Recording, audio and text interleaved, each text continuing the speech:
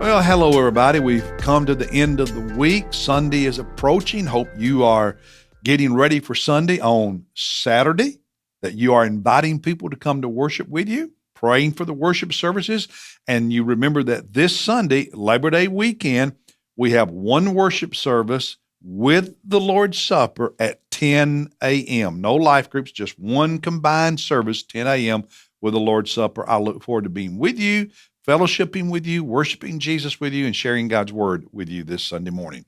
All right, Numbers 32 describes the decision of the tribes of Reuben, Gad, and the half tribe of Manasseh to settle on land that really had been land of the Moabites, land east of the Jordan River. So these two tribes, Reuben and Gad, and the half tribe of Manasseh, which had the largest landmass, were east of the Jordan River, did not actually cross into the promised land and settle in Canaan in the promised land.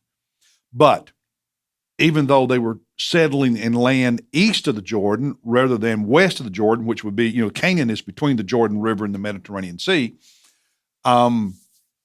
their warriors, their men of war, did cross the Jordan River with the rest of the Jewish people to help them fight until they had conquered the promised land, and the other tribes all had their property.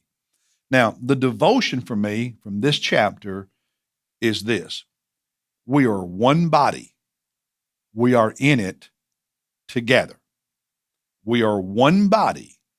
We are in this thing together. What if Reuben, the tribes of Reuben and Gad, had said, you know what, we've got our land, we're happy, good luck. Yeah, hey, when y'all cross the Jordan River and go over there and fight those Canaanites to get your land, I hope you win. We're wishing you well. We wish you the best. Keep us posted how it goes. We wish you well, but we're okay. We're happy. We're satisfied. We got our land. We got what we wanted. Well, that would have been a disaster. Would have been selfish and self-centered. Would have been disobeying God. It would have been awful. And it almost happened that way. It did not, but it could have. Look at what we read in chapter 32, starting at verse 5. They said, and this is the leaders of the tribes of Gad and Reuben and the half tribe of Manasseh. So half of Manasseh was east of the Jordan, the other half crossed the river and was in west of the Jordan, over in the promised land.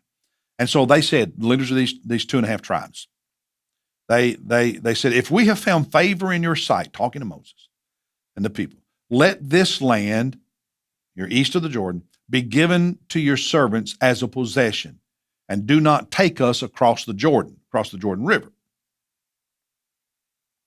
But Moses said to the sons of Gad and the sons of Reuben, shall your brothers go to war while you yourselves sit here? Now, why are you discouraging the sons of Israel from crossing over into the land which the Lord has given them? Man, you're deflating your brothers. This is what your fathers did when I sent them from Kadesh Barnea to see the land.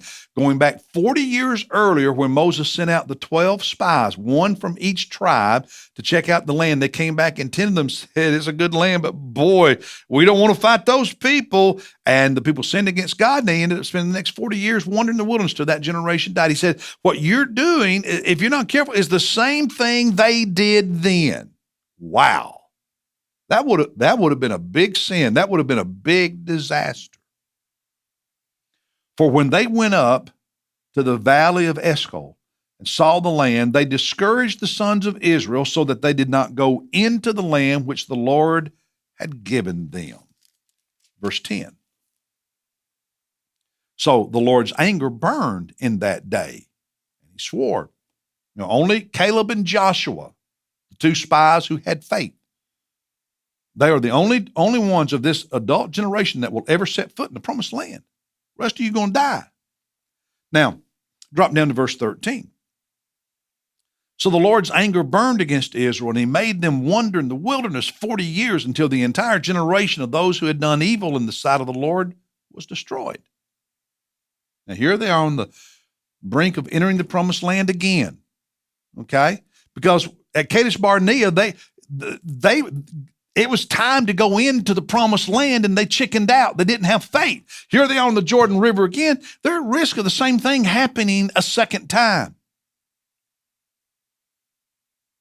So, verse 14. Now, behold, you have risen up in your father's place a brood of sinful men to add still more to the burning anger of the Lord against Israel. For if you turn away from following him, he will once more abandon them in the wilderness, and you will destroy all these people. He's saying to the people of Gad and Reuben and the half tribe of Manasseh, are you so selfish that you want what you want and you're getting what you want, and you don't care what happens to the rest? That your decision to not obey God and cross the Jordan River would mean the destruction of another generation, another 40 years of wandering out here till that whole group dies again? Is that it?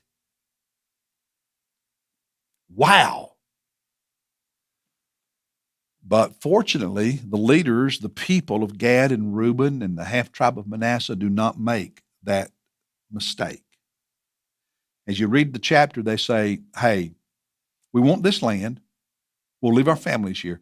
But all of us who are men of war, all of us who are capable of fighting, all the soldiers among our tribes, we will cross the Jordan River with our brothers and sisters, and we will fight beside you until each of the other tribes have their own land as well. And they kept their word. They did it. There are so many churches who struggle, who decline and die, who never do anything significant, because every group in the church is in it for themselves, self-interest, or key individuals, influential, powerful individuals, only want what they want. It's all about self-interest. In churches where that is a reality, are tragic. It's sad. It's heartbreaking. It leads to failure. It leads to apathy. It leads to conflict. It leads to sin. It's just not godly. In the New Testament, Paul describes the church as a body and says that body has a lot of different members. You got fingers and hands and eyes and ears and feet and nose and on and on. We have different gifts, different talents, different passions. But it's one body. It's one body. The Bible talks about one gospel, about God's people being of one mind. We are in it together. And when an individual or groups become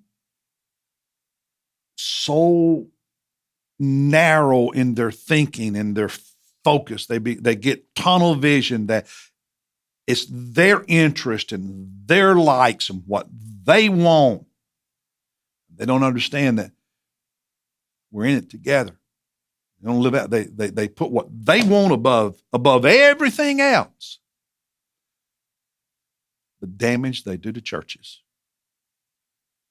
And I would not want to be a person standing before God on Judgment Day who hindered his church because I just wanted what I wanted. That's the devotion for today. I'll see you Monday as we look at Numbers chapter 34. Then I'll see you Sunday at 10 o'clock as we worship Jesus. God bless you. See you then.